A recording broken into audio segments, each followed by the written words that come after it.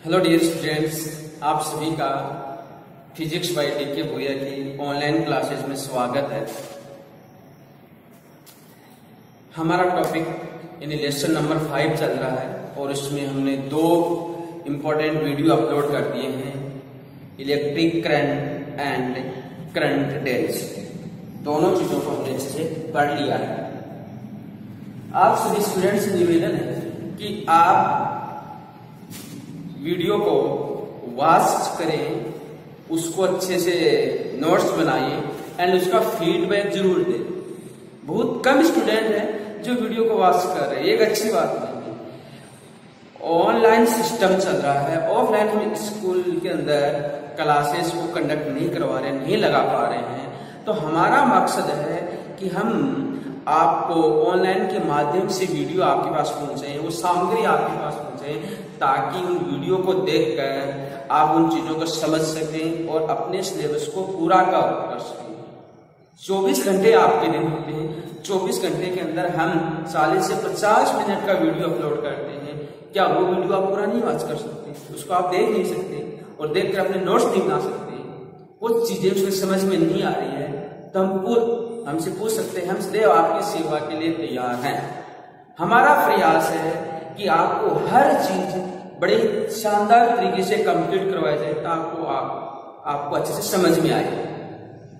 आपकी ये केयरलेस अच्छा नहीं है, क्योंकि स्कूल कब खुलेंगे हम नहीं कह सकते हैं, सिलेबस कितना रहेगा हम नहीं कह सकते हैं। लेकिन अगर एग्जाम कंडक्ट होगी, एग्जाम तो कंडक्ट होनी है, अपने समय के अनुसार होगी, तो हम फिर ये नहीं कह सकते कि इस वजह से हम पढ़ नहीं पाए, इस वजह से हम रह पाए। ये आपका फॉल्ट होगा, ये आपकी कमी को दर्शाएगा। इसलिए जैसा इन्वायरमेंट बन रहा है, जैसा सिस्टम बन रहा है, जैसी आपको व्यवस्था दी जा रही है, उसके अनुसार अपने आप को ढालिए और उन चीजों को पढ़ने का प्रयास कीजिए। क्योंकि पढ़ाई का एक ही रास्ता है और वो है कि अपने मन के अंदर लगन पैदा करो, अपने मन के अंदर वो जुनून पैदा करो। अपना जो पूरा फोकस है उस पॉइंट पर लगाओ, उस टारगेट पर लगाओ कि मुझे यहां तक पहुंचना है। इसके मार्ग में जितनी भी बाधाएं आ जाएं हम उसको कर सकते हैं। आपके अंदर वो पोटेंशियल है, उस पोटेंशियल को पहचानिए, अपनी आइडेंटिटी बनाइए, तभी आप कुछ कर पा सकते हैं, अदरवाइज नहीं। तो आप सभी अपनी पढ़ाई के प्रति सीरियस होइए और जो आपको सामग्री भेजी जा रही है उसका पूरा यूज कीजिए। और आपके जो भी स्टूडेंट हैं जो टच में नहीं हो पा रहे हैं, वीडियो को नहीं देख पा रहे हैं, तो उनको आप मोटिवेट करें कि सर का वीडियो डेली अपलोड हो रहा है और हम उसको वॉच करके अपनी स्टडी को तरीके से पढ़ सकते हैं। हम वैसा का वैसा पढ़ा रहे हैं जैसे क्लासरूम में पढ़ाते हैं, बस अंतर इतना है कि आप क्लासरूम में नहीं है लेकिन हम तो हैं। हम ये मानकर चलते हैं कि आप क्लासरूम में बैठे हुए हो और उसी हिसाब से आपको पढ़ा रहे हैं। तो आपको अपनी रिस्पॉन्सिबिलिटी समझे, उसमें नियमितता रखें और कंसंट्रेशन आपका बनाए रखें, तभी हम अपने मकसद में सक्सेस हो सकते हैं। और सफलता का यही मूल मंत्र है। तो कोई एक्सक्यूज नहीं चलने वाला है, सिर्फ एंड सिर्फ अपना वर्क बना चाहिए, अपनी स्टडी कंप्लीट होनी चाहिए। ओके, तो चलते हैं टॉपिक के ऊपर, क्योंकि ज्यादा हम यहाँ पर इन चीजों को डिस्कस नहीं कर सकते, वीडियो हमारा लंबा हो जाता है और फिर उसको अपलोड करने में दिक्कत आती है। तो इसके अंदर हम सिर्फ एंड सिर्फ अपने सब्जेक्ट और अपनी जो टॉपिक है उसी से रिलेटेड बात करेंगे। देखिए आज हम क्या पढ़ने वाले, आज का हमारा जो टॉपिक रहने वाला है क्या, उसको हम देख लेते हैं एक बार। काफी इंपॉर्टेंट टॉपिक रहने वाला आज का, इस लेसन का सबसे इंपॉर्टेंट पार्ट है अफवाह वेग। अफवाह वेग क्या होगा इसके बारे में हम पढ़ेंगे।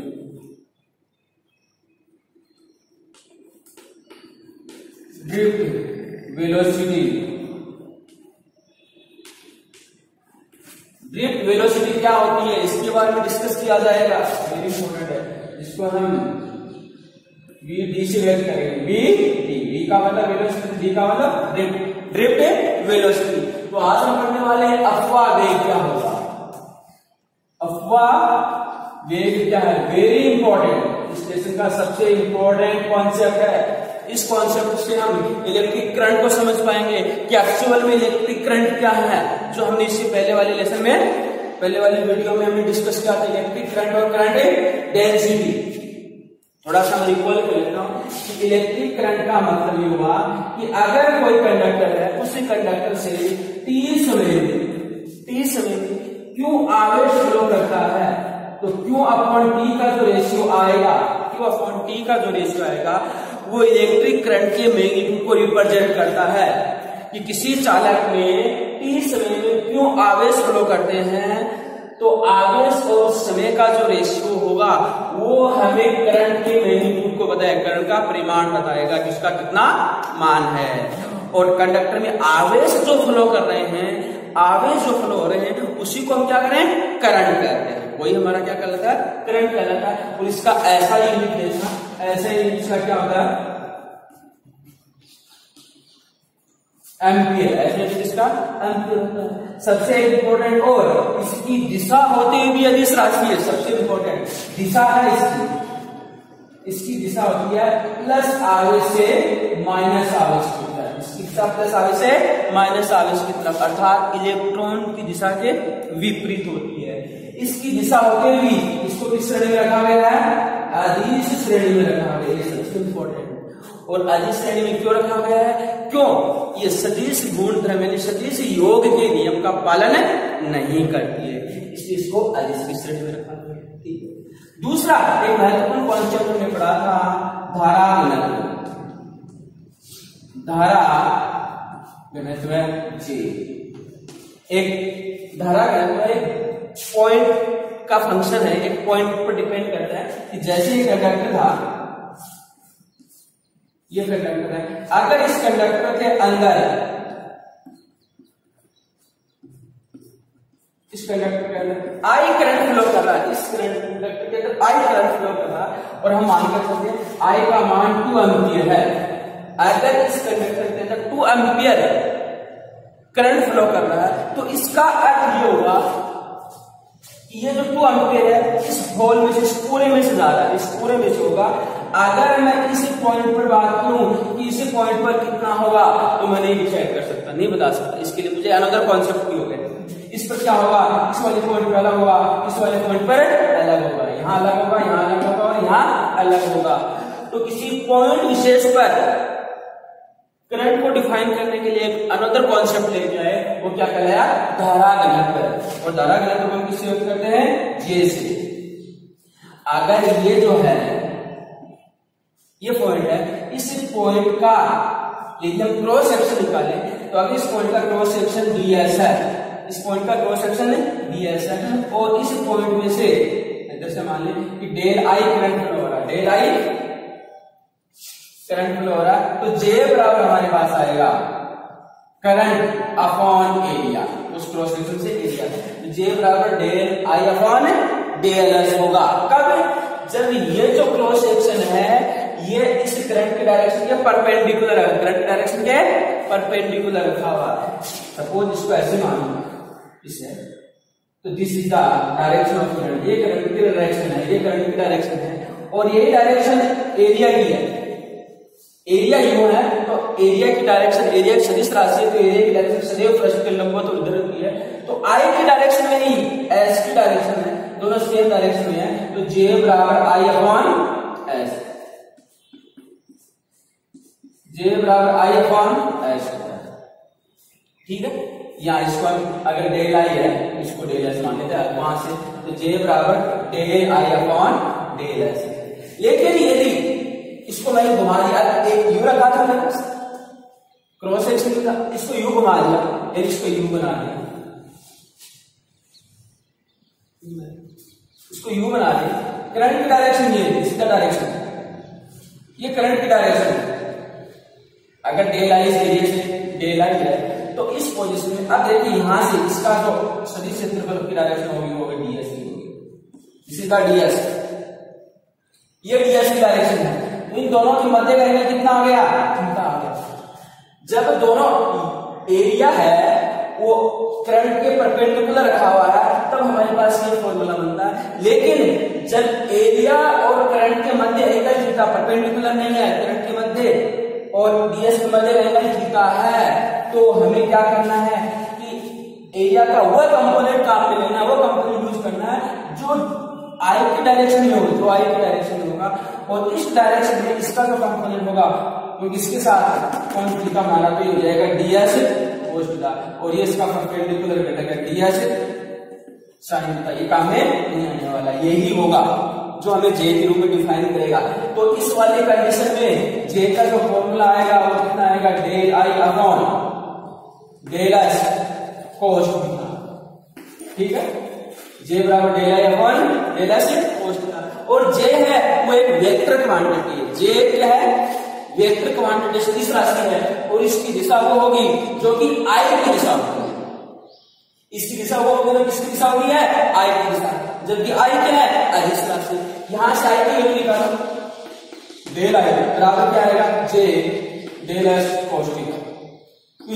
कोस थीटा इसका मतलब क्या होगा, डेल आई इक्वल टू होगा जे डॉट डेल एस, ये अदिश गुणनफल हो गया। इसका जे और डेल एस का, डेल आई अदिश गुणनफल है, इसलिए राशि कैसी हुई, अदिश। विद्युत धारा कैसी राशि हुई, अदिश राशि हुई। यहां से हमें पता लग रहा है। अब देखिए इस स्थिति में एरिया बढ़ गया, इस स्थिति में एरिया बढ़ गया, करंट तो वही हो रहा है, पहले यही यू था, पहले यही था, इसको कम था, अब इसका एरिया बढ़ गया, तो डेल एस कोस थीटा वो एरिया को रिड्यूस कर रहा है। डेल एस कोस थीटा वो क्या कर रहा है, इस एरिया को क्या कर रहा है, रिड्यूस कर देगा, कम कर देगा, ताकि दोनों का गुणनफल डेल आई के इक्वल आ जाए। ओके, तो ये चीज हम समझ चुके थे या पढ़ चुके थे। तो जे है ये बिंदु फलन है, हर बिंदु पर, हर पॉइंट पर, हर क्रॉस सेक्शन पर इसकी वैल्यू क्या होगी, अलग अलग होगी। लेकिन जो करंट है वो किसी कंडक्टर से है वो एक समान फ्लो करता है, वो करंट उस कंडक्टर से क्या होगा, एक समान फ्लो करता है। और ये सदिश राशि है, जब फ्लो कैसी है, अदिश राशि है। तो यहां तक का डिस्कशन हमारा हो गया था, तो ये काफी इंपॉर्टेंट है, टॉपिक है, काफी काम में आने वाले हैं। मात्रक याद रखना, धारा घनत्व का मात्रक क्या होता है, तो धारा घनत्व धारा बटा क्षेत्रफल है, धारा का एम्पियर और क्षेत्रफल का metre square, ampere per metre square. और विशेष तौर से जो एस है वो धारा के लंबवत होना चाहिए, धारा की दिशा के लंबवत होना चाहिए। अगर लंबवत नहीं है तो हम एस कोस थीटा यूज करेंगे, I upon S cos theta use करेंगे, जे को फाइंड आउट करने के लिए, जे को याद करने के लिए। इन सब चीजों को हम पढ़ चुके हैं। आज हमारा जो टॉपिक रहने वाला है काफी इंपॉर्टेंट रहने वाला है, इसकी डेरिवेशन वेरी इंपॉर्टेंट है, बहुत काम में आने वाला है कि धारा ड्रिफ्ट वेलोसिटी क्या होता है, अपवा वेग क्या होता है। इसके लिए हम एक कंडक्टर यूज करें, एक बेलनाकार चालक यूज करें। यहां पर एक बेलनाकार चालक ले रहा हूं,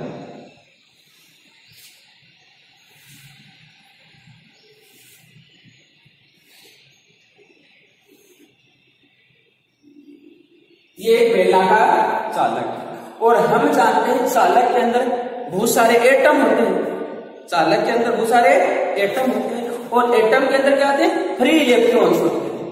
तो चालक है उसकी सबसे बड़ी विशेषता क्या है, उसके अंदर फ्री इलेक्ट्रॉन है, और फ्री इलेक्ट्रॉन्स का मतलब है उन इलेक्ट्रॉन्स पर न्यूक्लियस का force apply, very weak apply हो रहा है। इसके कारण से वो जो इलेक्ट्रॉन्स हैं वो इस एटम को छोड़कर उस मेटल के अंदर कहीं पर भी विचरण कर सकते हैं, उस मेटल को छोड़कर। जैसे ये एटम है और ये वाला इलेक्ट्रॉन बैठा है, ये फ्री इलेक्ट्रॉन है, इसका मतलब इस न्यूक्लियस के द्वारा इस पर जो फोर्स अप्लाई हो रहा है वो वेरी वीक है, वेरी वीक होगा।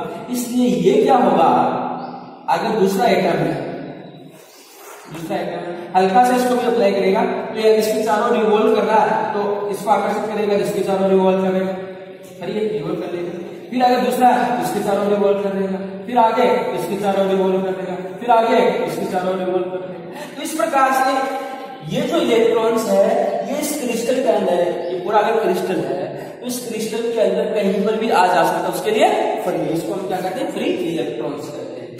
तो जो हमने कंडक्टर लिया है उसके अंदर फ्री इलेक्ट्रॉन्स है, उसके अंदर बहुत सारे फ्री इलेक्ट्रॉन्स हैं। यहाँ पर इसको दिखा देता हूँ, एक इलेक्ट्रॉन यहाँ पर दिखा दिया, दूसरा यहाँ पर दिखा दिया, तीसरा यहाँ पर दिखा दिया, चौथा यहाँ पर दिखा दिया। इस प्रकार ये फ्री इलेक्ट्रॉन है। ठीक है। रूम टेम्परेचर की बात करें, रूम टेम्परेचर सामान्य अवस्था की बात करते हैं, कमरे का ताप लगभग 27 डिग्री सेंटीग्रेड। रूम टेम्परेचर लगभग 27 डिग्री सेंटीग्रेड, और 27 डिग्री सेंटीग्रेड का मतलब होता है लगभग 273 जोड़ दीजिए इसके अंदर 301। तो ये काफी ज्यादा टेम्परेचर हो जाता है फ्री इलेक्ट्रॉन्स के लिए। इस टेम्परेचर पर जो फ्री इलेक्ट्रॉन्स है इनको थर्मल एनर्जी मिल रही है, इनको थर्मल एनर्जी मिल रही है किसी टेम्परेचर से। अब थर्मल एनर्जी मिलेगी तो काइनेटिक एनर्जी होगी, इनको एनर्जी मिलेगी तो काइनेटिक एनर्जी होगी, यानी गति करना शुरू कर देंगे। तो ये गति किस प्रकार कर सकते हैं? ये हो सकता है इधर गति करना, ये इधर गति करना, ये इधर जा सकता है, ये इधर जा सकता है, और ये इधर जा सकता है, और यहाँ पर कोई हो, यहाँ पर भी अगर कोई इलेक्ट्रॉन है हो सकता है ये इधर जा सकता है। तो ये जो मोशन हुआ इलेक्ट्रॉन्स का, ये जो फ्री इलेक्ट्रॉन्स है इनको इस टेम्परेचर पर जो थर्मल एनर्जी मिल रही है, तापीय ऊर्जा इनको मिल रही है, उष्मीय ऊर्जा के कारण से इन इलेक्ट्रॉन की गतिज ऊर्जा होगी, और इस गतिज ऊर्जा से ये इलेक्ट्रॉन इस प्रकार से मूव कर रहे हैं। मतलब इनकी जो गति होगी वो एनालिटिक है, रैंडमली है, इधर भी जा सकते हैं, कोई हम फिक्स नहीं कर सकते, कोई किधर जाएगा, कोई किधर जाएगा, कोई किधर जाएगा, फिक्स है। इस प्रकार गति करेंगे। लेकिन जैसी बात है ये इलेक्ट्रॉन यहां से यहां तक पहुंचा तो सामने हो सकता कोई आयन आ जाए या एटम आ जाए, क्योंकि ये क्रिस्टल है, बहुत सारे एटम से मिलकर बना हुआ। जैसे हम इलेक्ट्रॉन यहां से यहां पर पहुंचा, एटम के पास पहुंचा, इस एटम ने इसको ऑब्जर्व कर लिया, इस एटम ने इसको ऑब्जर्व कर लिया। कैसे?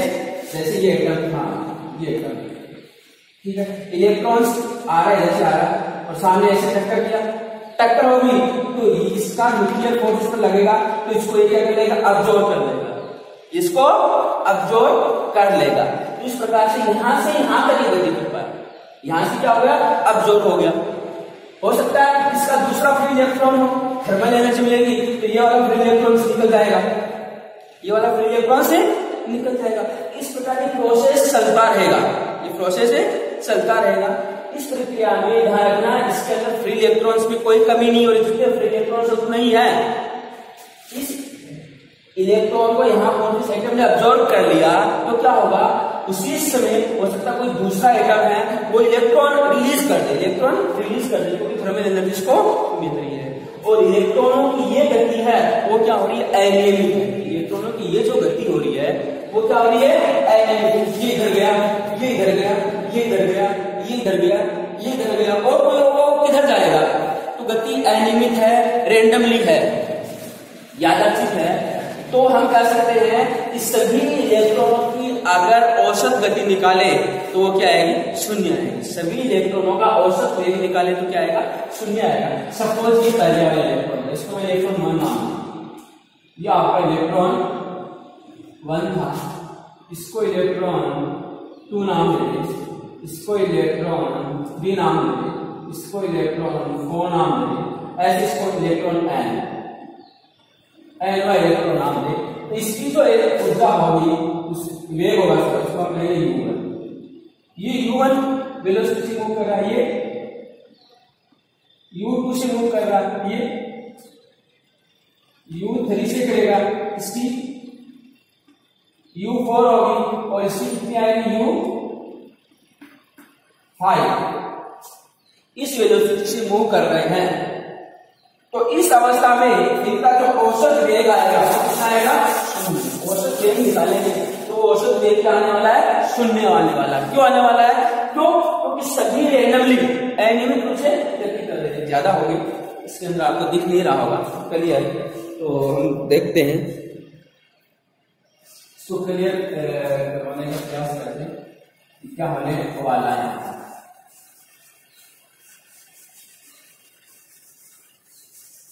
थोड़ा सा मैं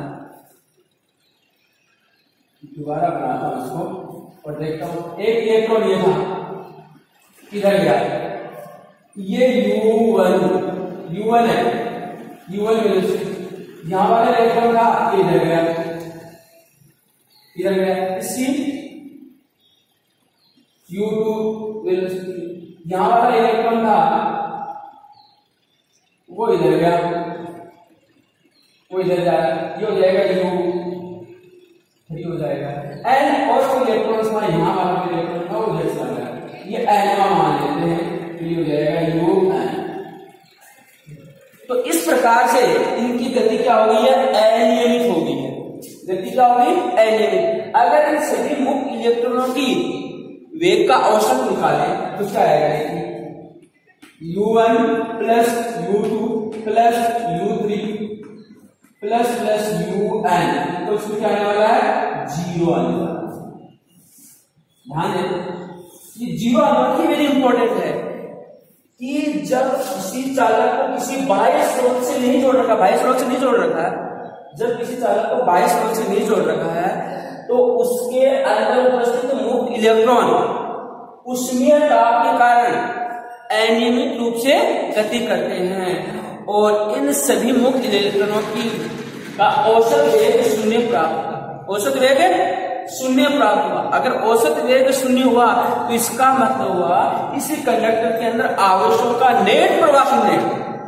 ये ध्यान दीजिए, इसका अर्थ क्या हुआ कि इसके अंदर आवेशों का नेट प्रवाह 0 है। और हमने धारा की परिभाषा पढ़ी है, इसी चालक के अंदर आवेशों का नेट प्रवाह विद्युत धारा कहलाती है। अगर नेट प्रवाह 0 है तो वहां पर विद्युत धारा नहीं होगी, इसीलिए इस कंडक्टर के अंदर कोई विद्युत धारा प्रवाहित नहीं होती सामान्य अवस्था में। सपोज ये कंडक्टर जैसे तांबे का बना हुआ, ये तांबे का हो सकता है या अलग किसी धातु का बना हुआ है, इसको हम बात करें, अगर इसको मैं टच कर रहा हूं, अगर आप तांबे का वायर है उसको आप टच करके देखिए, आपके करंट नहीं आएगा। क्यों नहीं आएगा, क्यों, क्योंकि उसको आपने किसी एक्सटर्नल सोर्स से, एक्सटर्नल बैटरी से कनेक्ट नहीं कर रखा। लेकिन उसके अंदर मुक्त इलेक्ट्रॉन है और वो गति भी कर रहे हैं, लेकिन गति कैसे कर रहे हैं, इस प्रकार की अनियमित गति कर रहे हैं। ये जो अनियमित गति है इसका औसत वेग निकालो, औसत वेग कितना आ गया, 0 आ गया। तो कहने का मतलब औसत वेग 0 आएगा तो इसके अंदर आवेशों का नेट प्रवाह 0 हो गया, और आवेशों का नेट प्रवाह 0 का मतलब विद्युत धारा प्रवाहित नहीं हो सकती है। ये आप इसमें ध्यान देने वाली बात। ओके, समझ में आया। अब आगे क्या करते हैं, ध्यान देना, आगे क्या होगा, यहां से कॉन्सेप्ट आएगा ड्रिफ्ट वेलोसिटी का, कि जैसे ही इसको हमने एक्सटर्नल फील्ड से, अब नेक्स्ट में बनाता हूं, नेक्स्ट देखिए इस कंडक्टर को, नेक्स्ट इस कंडक्टर को, इस कंडक्टर को हम क्या करते हैं, इस एक्सटर्नल बैटरी से कनेक्ट करना, एक्सटर्नल बैटरी से कनेक्ट करना, इससे हमें कनेक्ट कर दिया। जैसे इसे हम कनेक्ट करेंगे, ये प्लस और ये माइनस है, इलेक्ट्रिक फील्ड क्रिएट हुआ, इलेक्ट्रिक फील्ड डायरेक्शन प्लस से माइनस की तरफ ई आ गया। यहां पर ई 0, यहां पर कोई ई नहीं है, यहां पर ई आ गया, ई की डायरेक्शन में होगी, ई की डायरेक्शन में होगी। अब जो इलेक्ट्रॉन थे, जो फ्री इलेक्ट्रॉन थे, इलेक्ट्रॉनों पर बल लगेगा, फोर्स लगेगा, इलेक्ट्रिक फोर्स, और हम जानते हैं इलेक्ट्रॉनों पर जो फोर्स लगेगा, इलेक्ट्रिक फोर्स F बराबर क्या होता है, Q इंटू ई होता है, F बराबर Q इंटू ई। इलेक्ट्रॉन है तो F बराबर क्या आएगा, माइनस ई इंटू ई। इलेक्ट्रॉन पर जो चार्ज कैसा होता है, नेगेटिव होता है, तो इलेक्ट्रॉन पर जो फोर्स लगेगा वो इलेक्ट्रिक फील्ड के अगेंस्ट लग रहा है, इलेक्ट्रिक फील्ड के अगेंस्ट फोर्स यहाँ पर लग रहा है, इलेक्ट्रिक फील्ड के अगेंस्ट लग रहा है। तो इलेक्ट्रॉन, देखिए ये इलेक्ट्रॉन है, ये अगर इस दिशा में मूव कर रहा है तो फोर्स लगेगा, थोड़ा सा इधर जाएगा, इधर लगाएगा, इस पर फोर्स लगेगा, थोड़ा सा इधर जाएगा। सपोज ये बना लो, पहले तो ये फोर्स आपका यू लग रहा था, पर पहले की वजह से नहीं थी, लेकिन जैसे ही इलेक्ट्रिक फील्ड होगा तो इस पर जो फोर्स लगेगा ये इधर आ जाएगा, रोड के द्वारा ये इधर चला गया। ये जो था, ये वाला था जो इधर जा रहा था, इधर जा रहा था, ये वाला ड्रिफ्ट फोर्स के कारण से थोड़ा इधर आ जाएगा, ये हो गया। ये वाला, ये वाला इलेक्ट्रॉन इधर जा रहा है, इसको फोर्स लगेगा, थोड़ा सा इधर आ जाएगा, ये इधर आ जाएगा। ये वाला इधर गया है, ये वाला इधर गया, इस पर तो फोर्स लगेगा क्योंकि इधर लगेगा फोर्स। इस प्रकार से आप देख सकते हैं। ये जो डॉट लाइन में शो कर रहा हूं, ये जो डॉट लाइन है, ये इलेक्ट्रिक फील्ड अप्लाई होने के पश्चात इसकी क्या होगी, यानी ड्रिफ्ट हो गया। कहां से कितना ड्रिफ्ट हुआ, ये यहां जा रहा, इधर आ गया, इतना ड्रिफ्ट हुआ। ये कितना हुआ, यहां से इतना ड्रिफ्ट हुआ, ये कहां से इतना ड्रिफ्ट हो गया, और ये यहां से इतना ड्रिफ्ट हुआ। किसके कारण हुआ, किसके कारण हुआ, ई के कारण से। यहां पर ई नहीं था, इसके कारण से। अब ये सभी धीरे धीरे ड्रिफ्ट होते जाएंगे इसकी तरफ, जिधर फोर्स लग रहा है उसकी तरफ ड्रिफ्ट होते जाएंगे। तो अब इनकी गति का औसत निकालेंगे, वो सुनने नहीं आएगा, इनकी गति का औसत सुनने नहीं आएगा। तो इस अवस्था में हमारे पास ये जो मुक्त इलेक्ट्रॉन है उनका हमें औसत वेग प्राप्त होगा, और वो जो औसत वेग होगा उसी को हमने क्या नाम दिया है, अफवा वेग। वो क्या कहलाएगा, ड्रिफ्ट वेलोसिटी। उसी को हम किस नाम से जानते हैं, वो क्या कहलाएगा, ड्रिफ्ट वेलोसिटी कहलाएगा। ओके, क्लियर, समझ में आया? तो इसको आप थोड़ा सा ध्यान दीजिए और समझने का प्रयास कीजिए। इसको हम दिखाते हैं, थोड़ा देख लीजिए। ड्रिफ्ट वेलोसिटी हमने समझा, इसके कॉन्सेप्ट को हमने समझा है। अब इसकी परिभाषा लिखते हैं कि ड्रिफ्ट वेलोसिटी असल में होती क्या है, इसकी परिभाषा क्या है। देखिए, जब किसी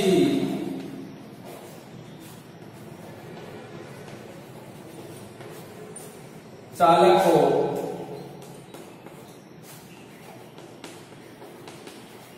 बाह्य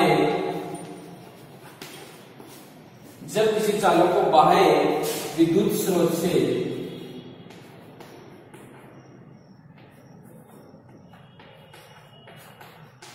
जोड़ा जाता है,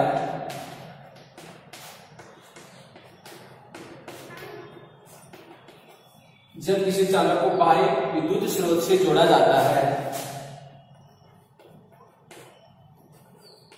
तो चालक में उपस्थिति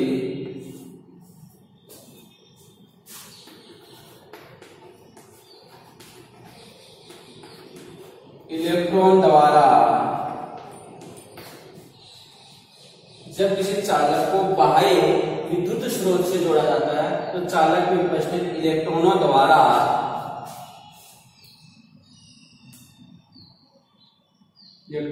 ग्रहण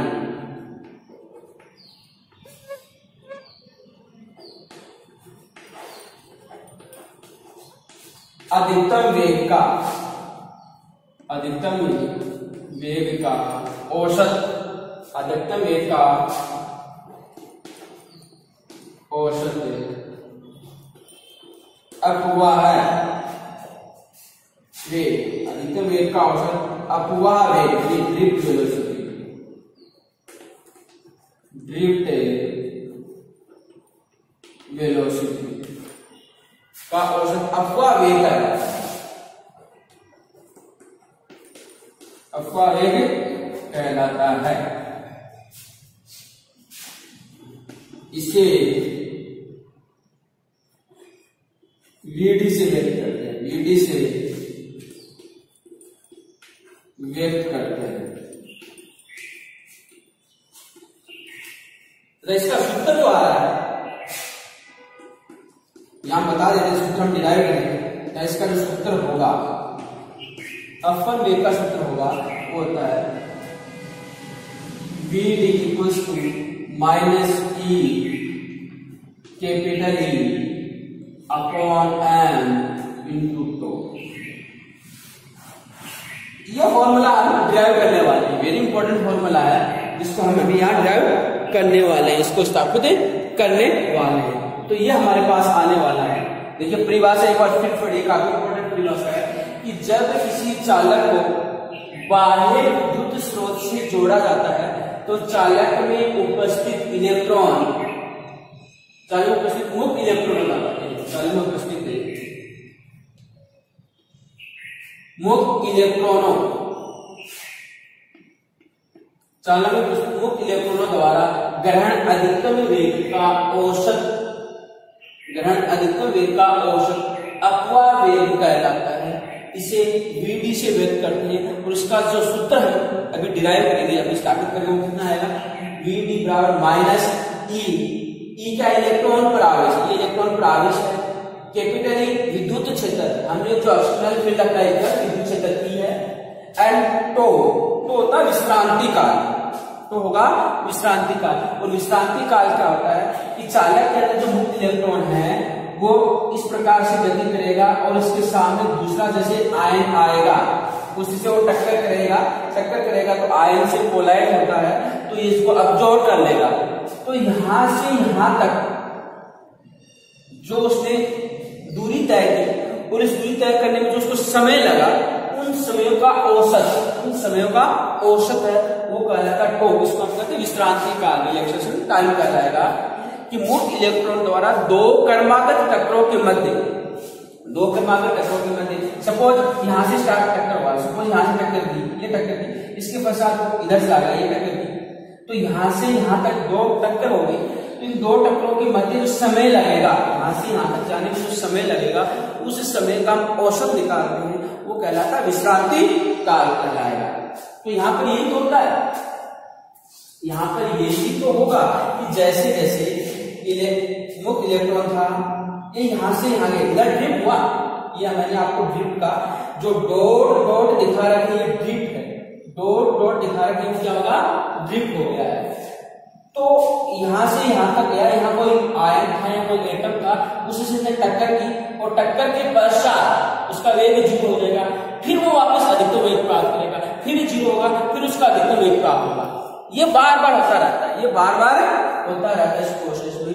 तो वो जो वेग हमें मिल रहा है, हमने 0 से स्टार्ट किया और अधिकतम पहुंचे, फिर टक्कर हुई, 0 से स्टार्ट किया अधिकतम पहुंचे, फिर सामने दूसरा टक्कर हो गया, फिर यहां से टक्कर होने के पश्चात ये इधर से आ गया, फिर यहाँ पर अधिकतम वेग प्राप्त किया, फिर 0 हो गया, फिर टक्कर हो गई तो फिर इधर से आ गया, फिर अधिकतम हो गया। तो ये जो वेग हमें मिल रहा है इन सबका औसत निकालेंगे, इन सब वेगों का औसत निकालेंगे तो औसत क्या है, अपवन वेग होगा। ग्रहण अधिकतम वेग का औसत अपवन वेग कहलाता है। इसका हमारे पास ये फॉर्मूला था, काफी इंपॉर्टेंट फॉर्मूला है, तो इस डेफिनेशन को आप लीजिए।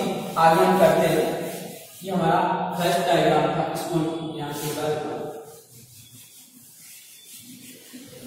ये तो बाह्य विद्युत क्षेत्र की अनुपस्थिति में फर्स्ट जो हम कर रहे हैं ये है बाह्य विद्युत क्षेत्र की, बाह्य विद्युत क्षेत्र की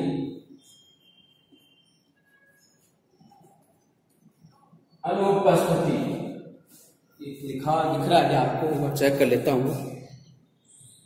बाह्य विद्युत क्षेत्र की अनुपस्थिति में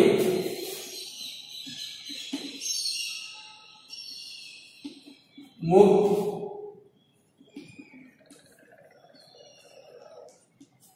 इलेक्ट्रॉन, बाह्य विद्युत क्षेत्र की अनुपस्थिति में मुक्त इलेक्ट्रॉनों की अनियमित गति,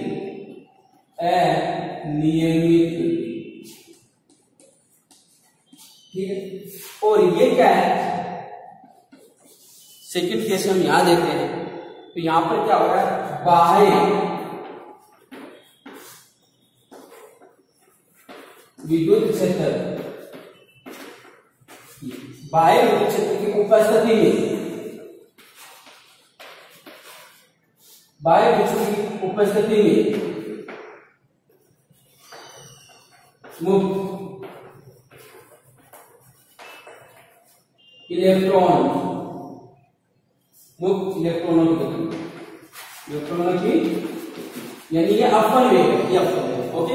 तो ये हमने इसकी परिभाषा लिखी, फॉर्मूला हमने देख लिया, इसको हम ड्राइव करेंगे तो और समझ में आएगा कि हमारी परिभाषा होगी। अब सूत्र की स्थापना करते हैं, अपवन वेग के सूत्र की स्थापना करते हैं जो काफी इंपॉर्टेंट हमारा रहने वाला है।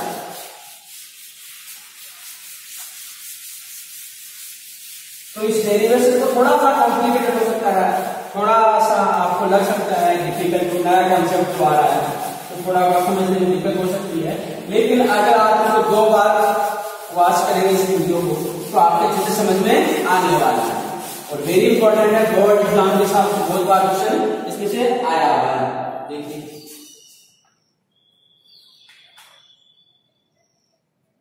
अपवाद वेग सूत्र की स्थापना, अपवाद वेग सूत्र की स्थापना, अपवाद वेग सूत्र की स्थापना करें तो लिख रहे हैं जब चालक को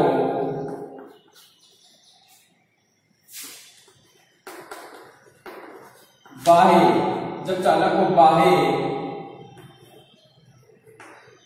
विद्युत क्षेत्र, जब चालक को बाह्य विद्युत क्षेत्र की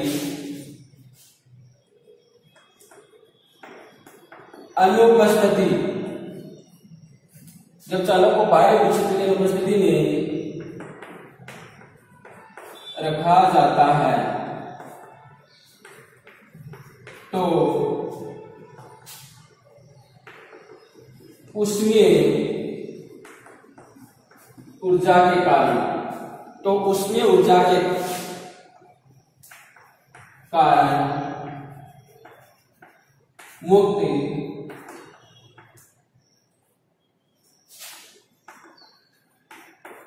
इलेक्ट्रॉनों की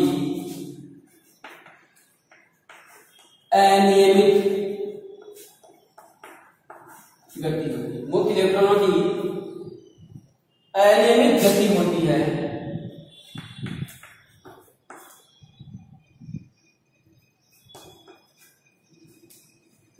मुक्त इलेक्ट्रॉन की अनियमित गति होती है, इसे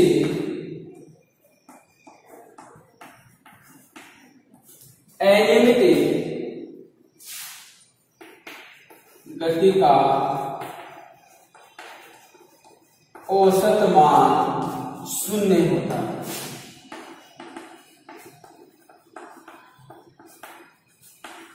ऐसे अनियमित गति का मतलब उनका वेग का औसत मान, इस अनियमित गति का औसत मान 0 होता है। यह आगे करते हैं, माना कि बाह्य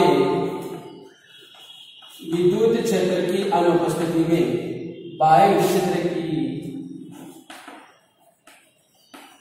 अनुपस्थिति, बाह्य विद्युत क्षेत्र की अनुपस्थिति में मुक्त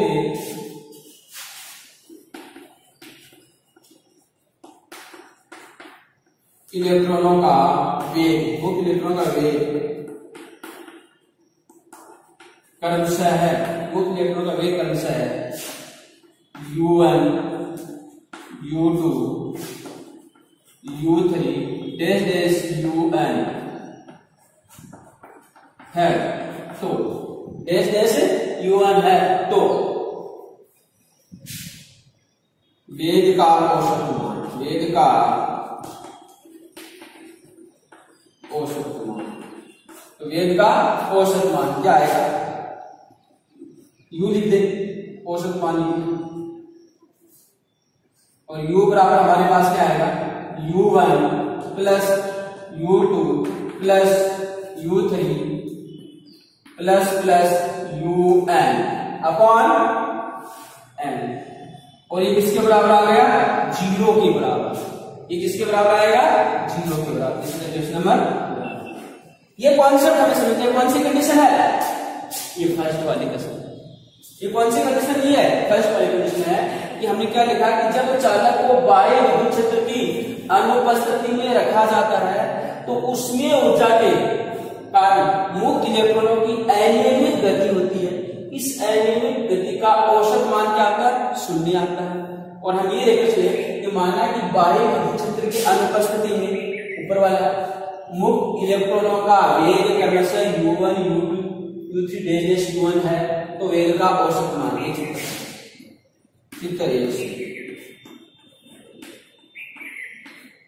ठीक हो गया। अब हम क्या करते हैं, इस चालक को बाई एक्सटर्नल से जोड़ देते हैं। देखिए क्या करते हैं, अब यदि इस चालक को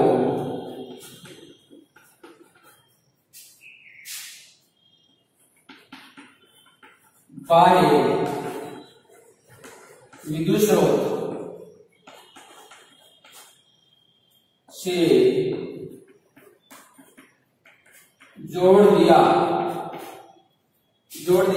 जाए, बाह्य विद्युत जोड़ दिया जाए चित्र क्षेत्र, बाह्य विद्युत क्षेत्र से जोड़ दिया जाए तो बाह्य विद्युत क्षेत्र E की, बाह्य विद्युत क्षेत्र E की उपस्थिति के कारण, बाह्य विद्युत क्षेत्र E की उपस्थिति के कारण, बाह्य विद्युत क्षेत्र E की उपस्थिति के कारण मुक्त इलेक्ट्रॉनों पर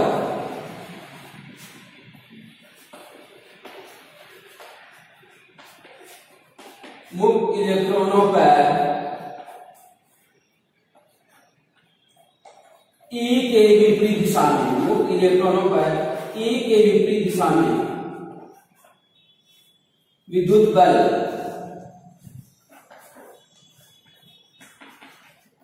E की विपरीत दिशा में विद्युत बल लगता है। ये चीज हमने यहां पर कैलकुलेट की है, इसको आप नोट कीजिए कि इस कंडीशन से हम इस कंडीशन में आए, यानी एक्सटर्नल फील्ड अप्लाई कर दिया तो इसकी वजह से जो इलेक्ट्रॉन्स है, मुक्त इलेक्ट्रॉन्स है, उसके ऊपर E की डायरेक्शन के अगेंस्ट इधर इधर क्या लगना शुरू हो गया, बल लगना शुरू हो गया, इधर बल लगेगा F, कौन सा, इलेक्ट्रिक बल F लगना, इलेक्ट्रॉन पर इधर बल लगेगा, यानी इलेक्ट्रॉन पहले जो मूव कर रहे थे उससे ड्रिफ्ट हो गए, इधर जा रहा था इधर आएगा, ये इधर जा रहा था इधर आएगा, ये इधर जा रहा था इधर हो गया, और ये इधर जा रहा था इधर ड्रिफ्ट हो गया। ठीक है, इस प्रकार से ये ड्रिफ्टिंग होना शुरू हो गई है। इसको मिटा दो, इसको नोट कर लिया अच्छे से, इसको मिटा दो, उसके आगे में देखेंगे, थ्योरी भी है, डेरिवेशंस भी है, तो दोनों को अच्छे से समझना है। क्वेश्चन नंबर 1 को हमें ध्यान में रखना है, इसको मिटा रहा हूं, आपने इसको अच्छे से नोट कर लिया होगा। तो जैसा जैसा लिखा है जा रहा वैसा का वैसा नोट कीजिए, क्योंकि नंबर तभी आएंगे, उसी रूप में आपको याद करना है, उसी रूप में इसको आपको समझना है।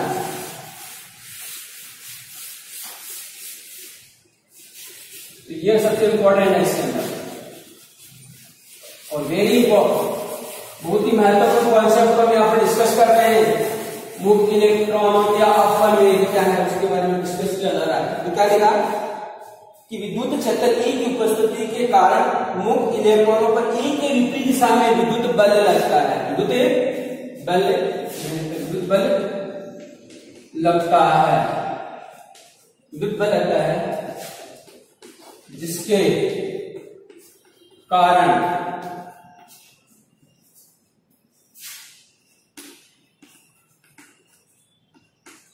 इलेक्ट्रॉन में उत्पन्न त्वरण, जिसके कारण इलेक्ट्रॉन में उत्पन्न त्वरण, इलेक्ट्रॉन में उत्पन्न त्वरण, तो बल लगेगा, उस बल से इलेक्ट्रॉन एक्सीलरेटेड हो गया, लेकिन वो एक्सीलरेटेड कहां तक होगा, एक्सीलरेटेड कहां से होगा, यहां से यहां तक, या फिर उसने कोलाइड कर लिया, फिर उसका वेलोसिटी 0 हो जाएगा, फिर उस पर इलेक्ट्रिक फोर्स लगेगा, तो वो फिर एक्सीलरेट होगा, फिर आगे दौड़ेगा, अधिकतम वेग को प्राप्त करेगा, फिर सामने कोई एटम आया उसी से उसने कोलाइड कर दिया, तो उसकी जो गति होगी उसको हम त्वरित गति ना लेके यहाँ पर वेलोसिटी के रूप में उसको लिया जाएगा, वेलोसिटी के रूप में लिया जाएगा। सपोज करो, इसको थोड़ा सा ऐसे एक्सप्लेन करें, तो गाड़ी जा रही है, ट्रक, ये हाईवे पर गाड़ी जा रही है, और हाईवे पर जगह जगह क्या बना दिया, ब्रेक, यहाँ पर ब्रेक बना दिया, तो स्पीड से आ रही है ब्रेक, यहाँ पर ब्रेकर बना दिया, तो इसको स्लो करना पड़ेगा, फिर यहाँ से स्लो से स्पीड जाएगी, तो यहाँ पर फिर ब्रेकर बना दिया, तो यहाँ पर उसको रुकना पड़ेगा, फिर यहाँ पर यहाँ पे चेक हो सकता है, यहाँ पर चेक पोस्ट हो, तो गाड़ी यहाँ पर रुक रही है, यहाँ पर भी रुक रही है, यहाँ पर भी रुक रही है, तो यहां से यहां तक वो अधिकतम वेग प्राप्त करेगी, यहां से यहां तक वो अधिकतम वेग प्राप्त कर रही है, यहां से यहां तक फोर्स अप्लाई करें, फिर जीरो, फिर अधिकतम, फिर जीरो, फिर अधिकतम, ऐसे चलती है। तो हम इसको वेलोसिटी के रूप में ज्यादा डिफाइन करना ज्यादा अच्छा रहेगा बजाय एक्सीलरेशन। तो हम इसमें निकाल लेते हैं इसका त्वरण कितना होगा, अंततः त्वरण कितना होगा, क्योंकि F E इलेक्ट्रिक जो फोर्स लग रहा है F E बराबर कितना आएगा, ये F बराबर कितना आएगा, माइनस E इंटू E। ध्यान रखना माइनस इंटू E, माइनस क्यों आ रहा है, ये जो फोर्स लग रहा है वो इलेक्ट्रॉन पर इलेक्ट्रिक फील्ड के अरेंज रहता है। यहाँ F बराबर क्या होता है M, F बराबर क्या होता है M, और बराबर आएगा माइनस E, यहाँ पर माइनस E इंटू E, ठीक है। या A निकालना चाह रहे हैं तो A बराबर minus E upon M, this is equation number 2, this is equation number, यानी इलेक्ट्रॉनों के अंदर कितना त्वरण उत्पन्न होगा, इलेक्ट्रॉन के अंदर कितना त्वरण होगा, तो इस त्वरण से इलेक्ट्रॉन का जो अधिकतम वेग होगा वो अधिकतम वेग होगा वो कितना होगा,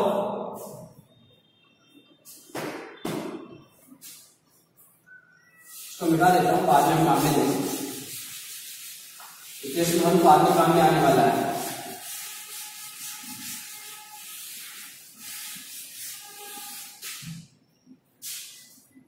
इस त्वरण के कारण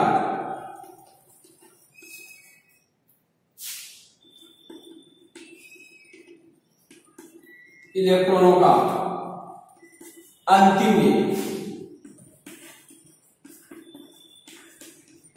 इस त्वरण के कारण इलेक्ट्रॉनों का अंतिम वेग गति के प्रथम समीकरण से निकालो, गति के प्रथम समीकरण से, यानी v बराबर u प्लस a v बराबर u प्लस a ठीक है। तो प्रथम इलेक्ट्रॉन का वेग तो v1 बराबर लिख सकते हैं प्रथम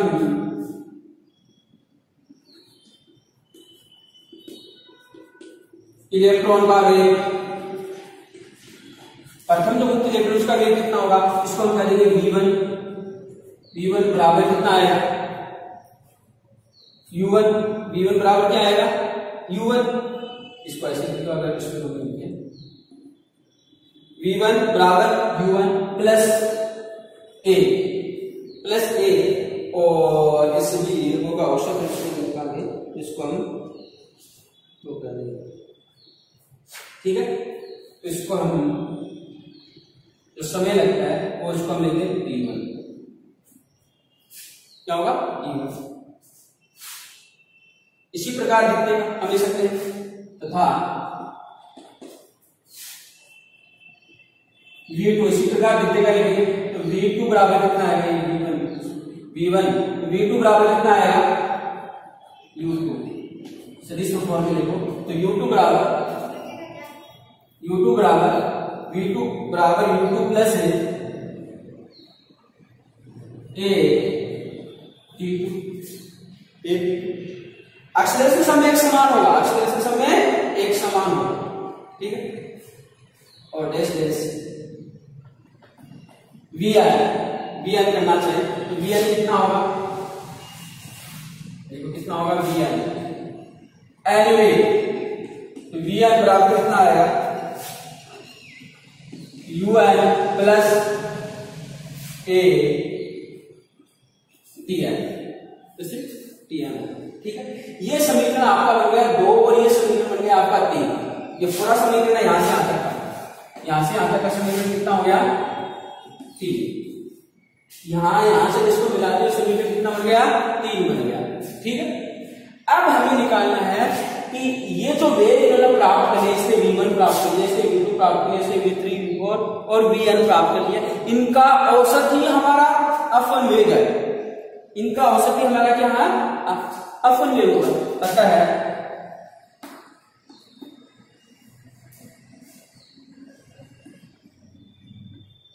वेगों का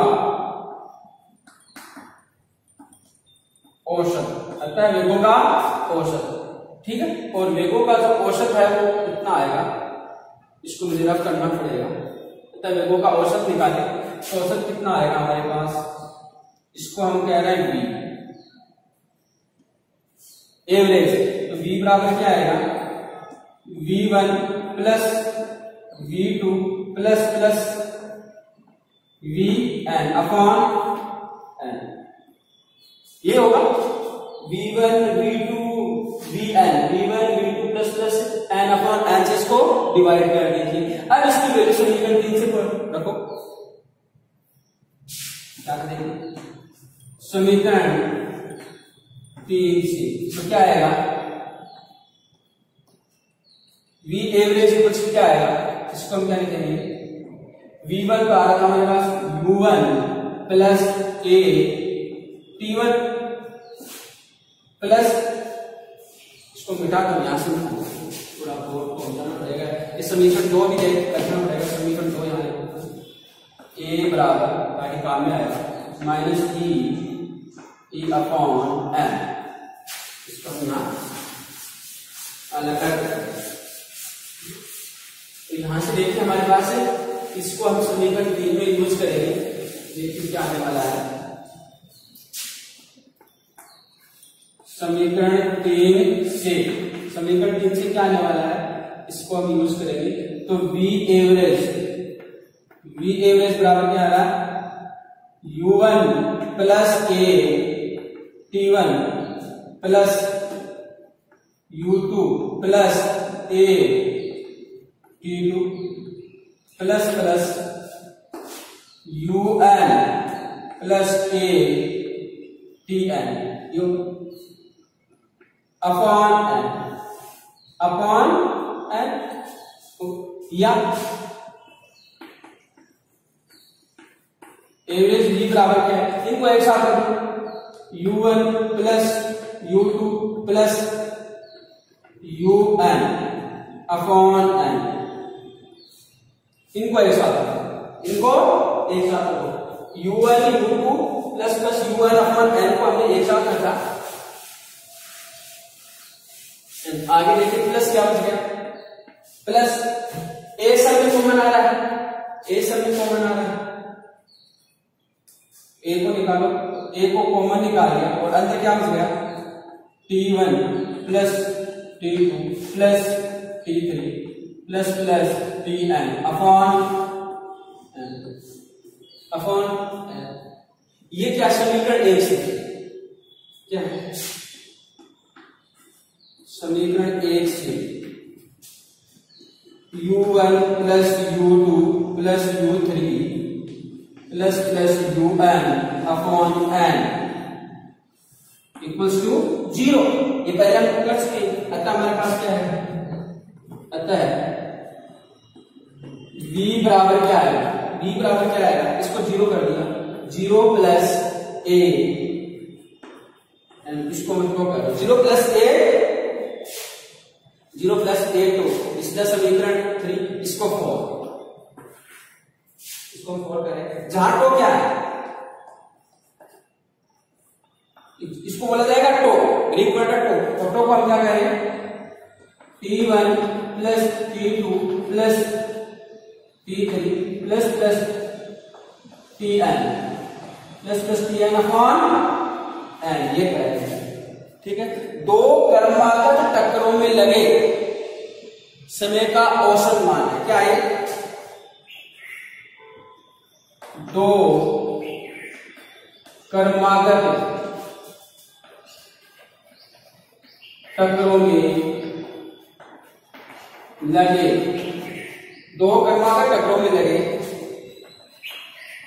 समय का औसत मान,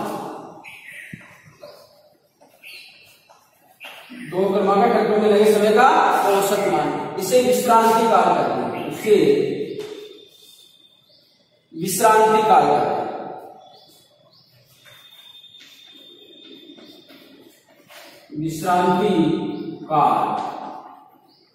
इसे विश्रांति काल कहते हैं। ये आपको ध्यान में रखना है। इसे विश्रांति काल कहते हैं। दो क्रमागत चक्रों में लगे समय का औसत मान इसे विश्रांति काल कहते हैं। ओके, अब आगे हम चलते हैं। आगे इसका भी कंप्लीट नहीं हुआ है। समीकरण 4 में हम समीकरण 2 से ए का मान समीकरण 2 से देखिए क्या आने वाला है। बता रहा हूं,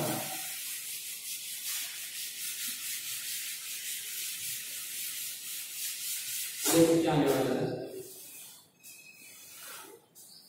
समीकरण 2 से हम ए का मान समीकरण 2 से ए का मान समीकरण 4 में रखने समीकरण ये 2 का था, इस 2 का समीकरण 4 में रखने पर देखिए क्या आएगा। वी एवरेज बराबर हमारे पास आने वाला है वी एवरेज बराबर हमारे पास जी आ गया ए की जगह रखेंगे तो minus E M into two ये हमारे पास आ गया समीकरण 5। ये हमारे पास समीकरण 5 है। और इसे हम क्या करते हैं अवकल में, इसे ही अपवाद वेग कहते हैं। इसे अपवाद वेग कहते हैं। अतः इसे अपवाद वेग कहेंगे। अतः अपवाद वेग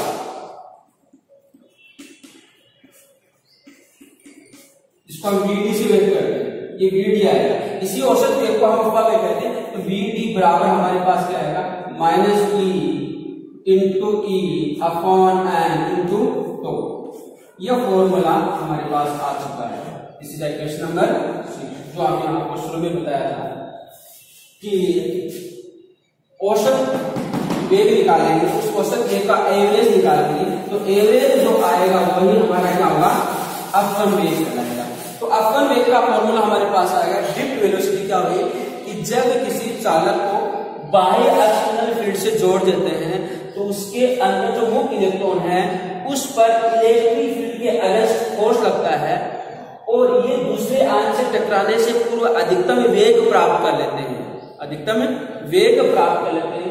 उस अधिकतम वेग का औसत मान जो हम निकालते हैं वो औसत मान क्या कहलाता है अपवाद वेग कहलाता है। और वो हमारे पास कितना आया V equals to minus E small E. ये इलेक्ट्रॉन का आवेश है, कैपिटल इलेक्ट्रिक फील्ड है तो विश्रांति काल है। और एम क्या है इलेक्ट्रॉन का द्रव्यमान है। तो ये हमने वेरी इंपॉर्टेंट डेरिवेशन आज की है, काफी इंपॉर्टेंट डेरिवेशन की है। इसको आप समझने का प्रयास कीजिए। तो ये हमारा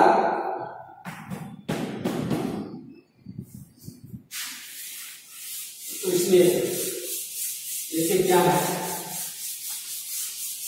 एक इंपॉर्टेंट कॉन्सेप्ट हमारे पास है और यहां से भी लिख सकते हैं। इस समीकरण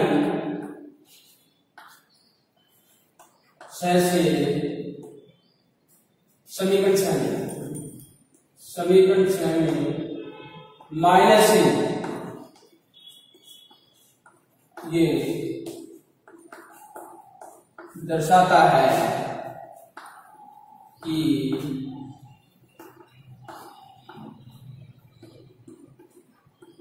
इलेक्ट्रॉनों का अपवाद वेग VD, इलेक्ट्रॉन का अपवाद वेग VD विद्युत क्षेत्र के विपरीत दिशा में, विद्युत क्षेत्र के विपरीत दिशा में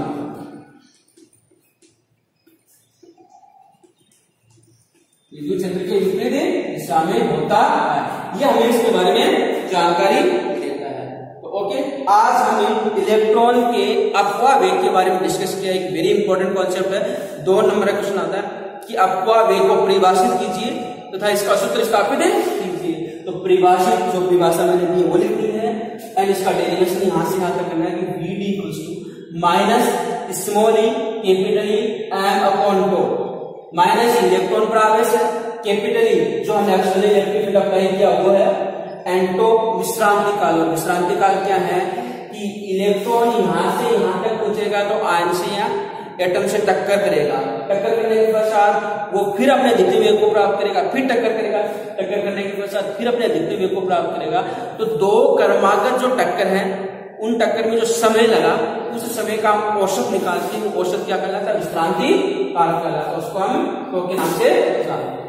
ओके, तो ये हमने वेरी इंपॉर्टेंट कॉन्सेप्ट को क्लियर किया है। तो इस वीडियो को अच्छे से वॉच कीजिए, लाइक कीजिए, कमेंट्स जरूर दीजिए एंड अपने चैनल को अधिक से अधिक विद्यार्थियों तक पहुंचाएं, यानी उनसे सब्सक्राइब करें ताकि हम प्रत्येक स्टूडेंट तक पहुंच सके और उनकी मदद कर सके। तो आज के लिए इतना ही, धन्यवाद, थैंक यू।